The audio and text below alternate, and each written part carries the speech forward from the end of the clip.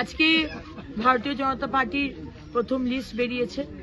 2026-এর আমাদের অস্তিত্বের লড়াইয়ের যে বিধানসভার ভোট, বিজেপির তরফ থেকে যে প্রার্থীর নাম বেরিয়েছে তাদের সবাইকে আমি গৈরিক অভিনন্দন জানাই, শুভেচ্ছা জানাই এবং আমার শীর্ষ নেতৃত্বকে আমি ধন্যবাদ জানাই যে আমার নামটাও তারা এই প্রথম লিস্টে রেখেছে আসানসোল দক্ষিণ থেকে।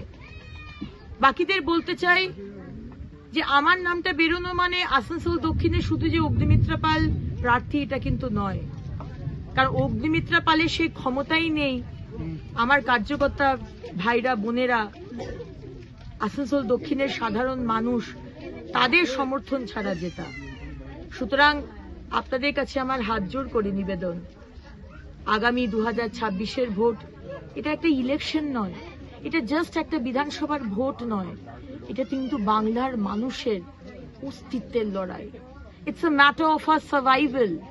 আজকে বাংলার সভ্যতা, ঐতিহ্য, ভদ্রতা, ইতিহাস সবকিছু মুছে দেওয়া হচ্ছে।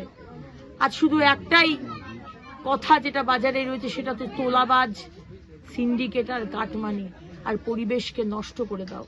এটা হতে দেবেন না, পাশে থাকবেন। আপনাদের আশীর্বাদে, সবার আশীর্বাদে আসানসোল দক্ষিণ যাতে জিততে পারি এবং পশ্চিমবঙ্গে যাতে মোদিজির সুশাসনের সরকার হয়, এটাই প্রার্থনা করি সবার কাছে। ভালো থাকবেন, নমস্কার।